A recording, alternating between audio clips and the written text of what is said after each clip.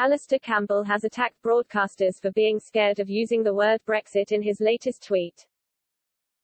Taking to Twitter on Wednesday, Mr. Campbell made comments about job data being mentioned on the news and took yet another jab at Brexit. He went on to say, "Watch news on job vacancies figures. Presented as some kind of success when a lot of them are the jobs leading to rotting fruit, immobile lorries and understaffed hospitality, caused by EU exodus." Mr. Campbell then added, "The determination of broadcasters to avoid saying the word Brexit is weird." The tweet came as a reply to Dennis McShane's, former MP for Rotherham, comments about Ireland's exports to the UK soaring after the UK left the European Union.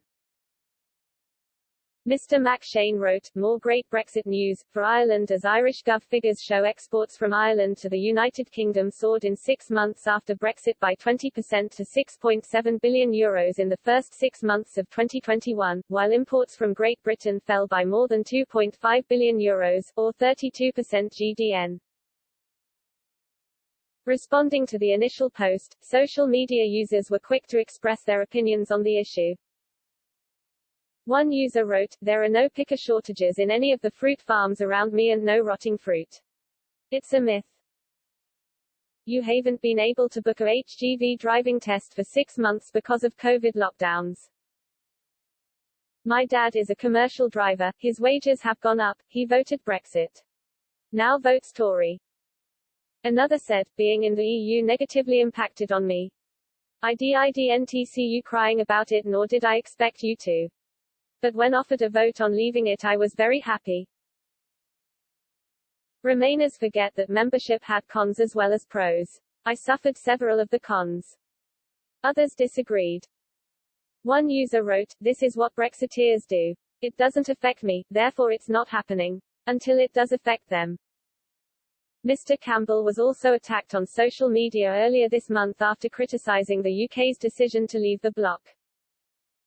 The journalist and former spokesman for Prime Minister Tony Blair reposted a tweet from Best for Britain, which said, "Wales got £357 million of EU funding each year.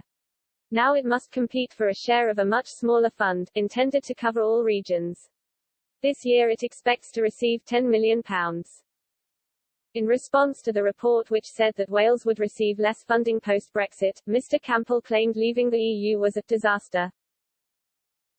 He said, "Brexit, the disaster that keeps on disastering, with the help of media and parliament which can't be bothered to face truths such as this." Twitter users took issue with the former spokesman's post, with one saying, "These decisions should be made in the UK. No idea why you would want to send money and decision-making power to Brussels and Strasbourg in order to get some of it back. There may be issues with Brexit but this isn't one of them. Ask Cardiff and Cardiff can ask UK government." More users questioned whether the money sent to Wales from the EU was originally from the UK. One said, "Is this the money we gave the EU in the first place? A bit like paying for your own birthday present so that someone else has the pleasure of giving it to you. Or is it money the EU gave us out of their own coffers? I've lost track." Another said, "The truth is that the combination of UK government and residual from EU structural, Wales is still getting £357 million this year. But don't let the facts get in the way of your nonsense. It comes as Ireland's trade surplus in goods with Britain grew substantially in the last year as both countries adjusted to the new commercial realities of Brexit." New data from the Central Statistics Office (CSO) show that goods exports in June to Britain increased by 68% to around £1.2 billion when compared to June 2020. Imports, however, fell 16% to just under £1 billion for the same month, giving Ireland a bilateral trade surplus of just over £270 million. The June figures continued a trend evident in the first 6 months of the year when Irish goods exports to Britain expanded while imports shrank. The value of goods exports to Great Britain in the first 6 months of 2021 grew 20% to more than £5.7 billion in the first half of the year. Imports fell 32% to about £4.5 billion.